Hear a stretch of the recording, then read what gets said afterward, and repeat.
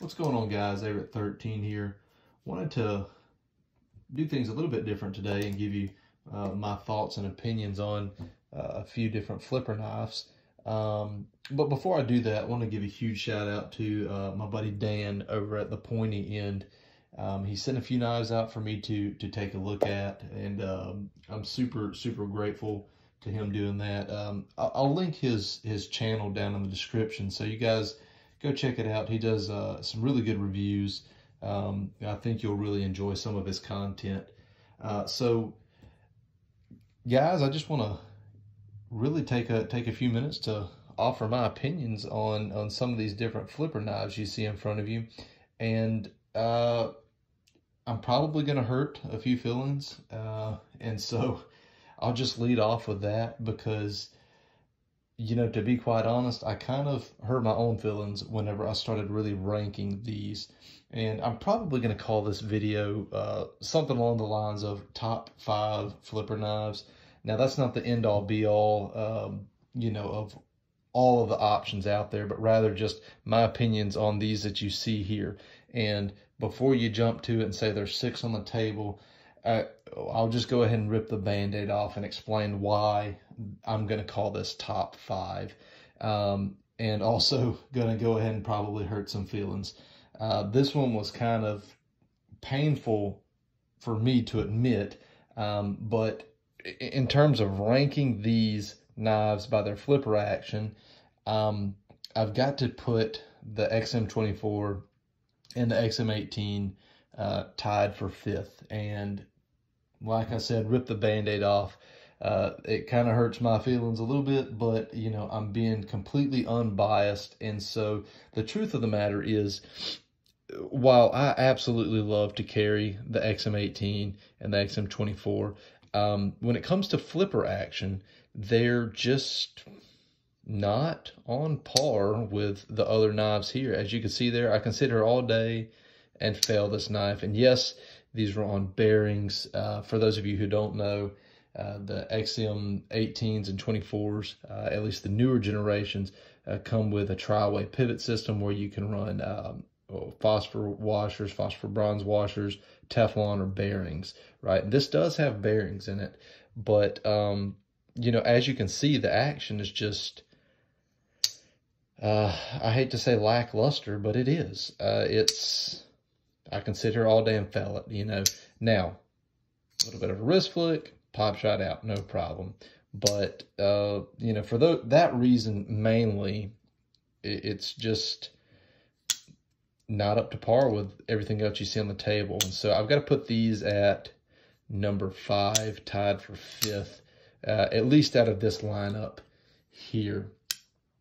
Now, moving right along, number 4, interestingly, is another Hinderer design, but this is the ZT model of the Hinderer design. It's a 0560.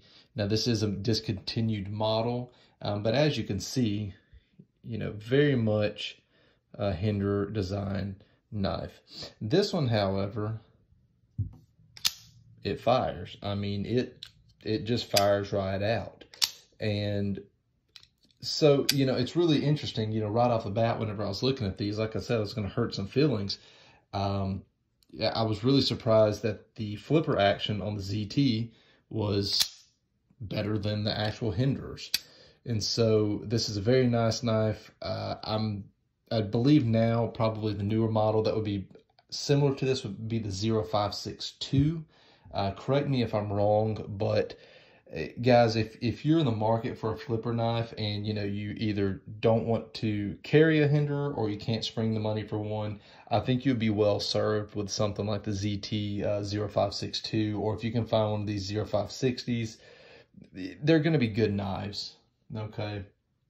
Now, going right along with hurting feelings, because I think this one may hurt a lot of people's feelings, and it certainly came as a surprise to me because I was expecting to rank this knife higher.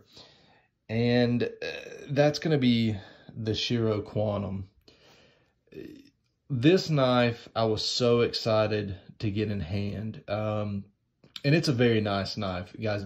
Don't get me wrong. This is an exceptionally nice knife. Very, very well done. It looks very nice with the wood inlays. The main issue, really there's kind of two of them that I have with this knife, is not so much the action. It's more of what I'm going to call a shortcoming in the design. And really there's actually two of them. So one, whenever I naturally place my hand on this knife, my fingers want to rest right here. And that adds pressure to the lock bar, which makes this flipper tab, which is going to be the second design shortcoming, it makes it sometimes really hard to actuate. I have to be really conscious of where I put my hands, and I almost have to grab it in this unnatural kind of claw type grip in order to make sure that I'm not going to really hinder the action. Now, whenever this thing is held the right way, that blade just flies out. I mean, it rockets out. But it's kind of hit or miss on when that's going to happen. And then whenever you factor on this flipper tab is kind of really small, and especially right here on this very top part is pretty sharp, you start adding a lot of pressure here trying to actuate that, and it kind of can get a little uncomfortable. Now, like I said, you get that grip just right, it's gonna, look, I'm having problems with it right there, but you get that grip just right and it flies out. It absolutely rockets out. So this one was kind of a surprise to me. I really thought it was gonna rank higher. Now, moving right along to number two, this was a close one between, of course, the Berg Iron Wolf and the Curtis F3 Flipper. Very, very close. I went back and forth. That the snappiness, the action of the two felt really, really similar. But there was one feature I think that was done better on one of the knives than on the other one. And I'll explain that whenever I get into the top spot. But so at number two, I've got to put the actual Curtis Flipper in. Now, this is the F3 Medium. This thing is just such a joy to flip. It's got a really nice kind of design feature here where you've kind of got a push button ramp, but you've also got a little cutout there. So you can really kind of actuate it almost in two ways. You know, you can press it almost like a push button press and it fires right out. But you can also kind of light switch it with that. Same kind of shape there. In both fashions, it fires out every single time. I don't believe I was able to fail this one, really. I'm trying right there. I'm not really able to fail it. But this one is coming in at number two. Actually, absolutely great action on this.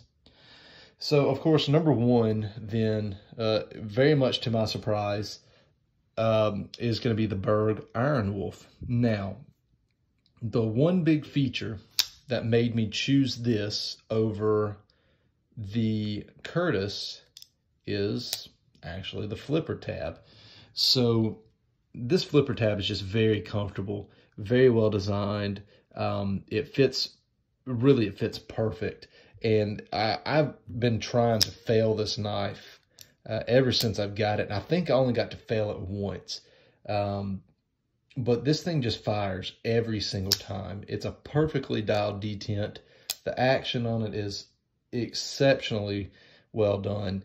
This thing is just a joy to fire. So the one big determining factor that really kind of set these two apart, in my opinion, at least for the purposes of this video, was, well, the flipper tab. I do kind of like the kind of two-shelf design. I'm going to call it that. But I do kind of like how it's, got both kind of options there. But at the same time, I think it's kind of adding a little bit of unnecessary complexity to what should be really really just a simple feature. And, this is just simply done. It does what it's supposed to do, but it's also, and I'm not sure how well this is going to show up, it's a hair smaller in almost all dimensions. And I know that may not seem like much, but this is just a big old flipper tab. You know, it hangs, when that's riding in your pocket, that's a lot of material just kind of hanging off the side of the blade.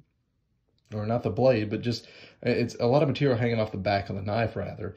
And while it functions well as a flipper, it also kind of doesn't function well in the carrying fashion. Now, this is still a big flipper tab, but it's nowhere near as obtrusive as this one is. So, yeah, really surprised by, you know, how I ended up ranking these. I'm completely unbiased on this because actually, you know, I don't even own this. And this is one of the, actually, I think it's the cheapest blade on the table. So anybody who's watching this, if you want to get a good flipper knife, don't think that you have to go buy a Shiro or, you know, a Curtis or, you know, and spend $600, $700, $800. You can get a $250, $300 knife, you know, that has excellent flipper action, and is very well done all the way around. I'm very impressed with this knife. So yeah, guys, if you got any questions or comments, feel free to leave them down, you know, in the comments section. Like I said, big shout out to Dan over at the Pointy End for letting me borrow this Shiro and the Berg Iron Wolf. I really enjoyed getting to, you know, experience them and look at them a good bit. I'm very impressed with these knives. But yeah, you know, guys, if you're looking at a flipper knife, there's a lot of options out there. You're going to be well suited with a lot of them, but I do think that, you know, there are some that really are a cut above the rest, at least in form, or not in form, in regards to the actual flipper function. This Hinderer is one of my absolute favorite knives to carry. I carry this knife a ton, but like I said, hurting feelings, it just doesn't fire like this one does. So that's it, guys. Just want to do a quick kind of run through of some very nice knives. Again, guys, go check out Dan at the Pointy End. Make sure y'all check out his content. He does a great job. Take care, guys.